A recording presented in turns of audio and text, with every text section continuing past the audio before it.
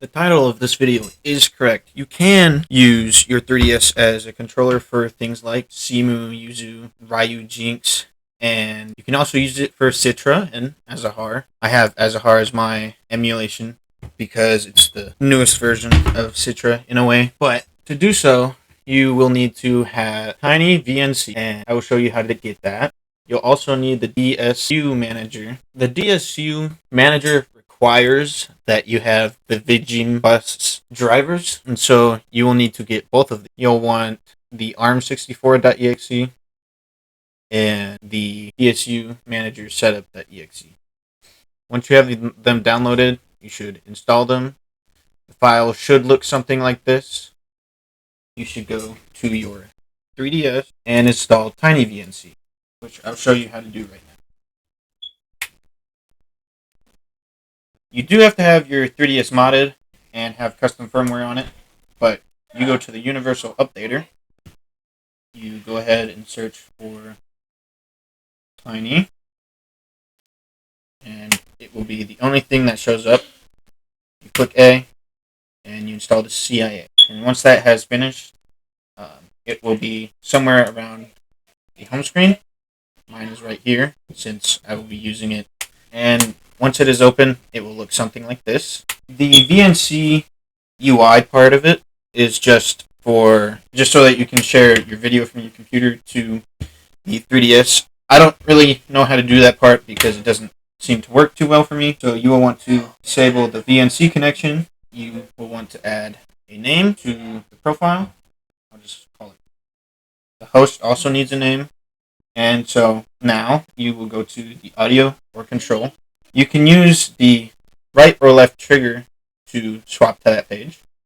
And you will want to enable the SimuHook UDP server.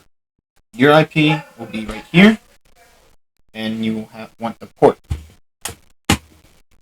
Once you've enabled the SimuHook UDP server, you will want to hit Y, and then click on that profile. You will see the IP address and port right next to each other, and that is what you will put into the DSU controller. Once you have all of that done, you'll want to open DSU Manager. This screen will not pop up. You do not have the Vigim bus drivers installed. But once you're done with that, you will click Start, Manual Input, and you will put in the IP address that you see on the 3DS. Once you're done with that, you will hit Connect. You don't need to click on it because it's already there. Now you go to your emulator. You'll hit Emulation, hit Configure, Controls, and you will want to create a new profile. Name it 3DS like I've done right here. When you set up a button, you can press it, and as you can see, it sets it up. But you should set them up. You should set them to what the actual buttons are. So A is A, as you just saw me click. And to do motion and touch control, you will have, instead of the motion provider be the mouse, you will set it to SimuHook UDP. Same with the touch provider. And then once you have it set to that, you will want to add the same host/server IP address, same port, and you will have the pad set to number 2. I don't know if it has a difference for the kinds of pads, but I have it set to pad 2 and it works perfectly fine for me. And once you're done with that, you hit Configure. It will connect. You take out the 3DS pen. It tells you to touch the top left corner. You need to press a little firmly for that. And then you touch the bottom right corner. And now the touch controls have been configured. And you hit OK. But if none of that worked at first, you should press Test and see if it connects or not. Mine did successfully connect to it. And once you've set up all of the buttons, I already have mine set up, but you will want to do that. I would press OK. I will show you that it works right now with Super Mario Maker. You must keep the DSU Manager open. You can minimize it, but it has to stay open for your controls to continue working. And now, as you can see, I can use the pad to select, but unfortunately I cannot see what I'm selecting unless I'm looking at my computer, which does suck. If you could get TinyVNC to share the computer screen to your 3DS, you could probably get that to work like that, but I cannot figure it out. And if you want this text to go away, then you press start and select, and to bring it back, you press start and select again.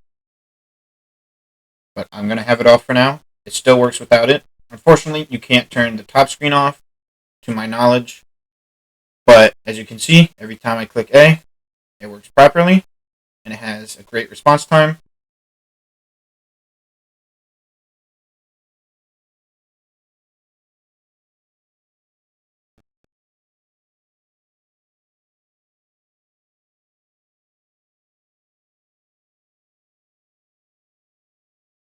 The only unfortunate bit about this is that you cannot set up start or select within the emulator. You have to press select and start by yourself from your keyboard. And so to do that, you will have to set up a start and select button. So as a base, I'm just going to use the left arrow and the right arrow. That is how you use your 3DS as a controller for an emulator or really any other kind of game. The only unfortunate bit about this is that you will need a Wi-Fi connection to connect the 3DS to your computer. So if you don't have a strong Wi-Fi connection, you can try to set up a direct connection from the computer to your 3DS. I don't know how to do that. And all of this is mostly referenced from a guide, GBATemp, from the user Badda. They, I assume, created TinyVNC and recently have put out a guide as to how to use it. To use your 3DS as a controller for any emulation or really any kind of game.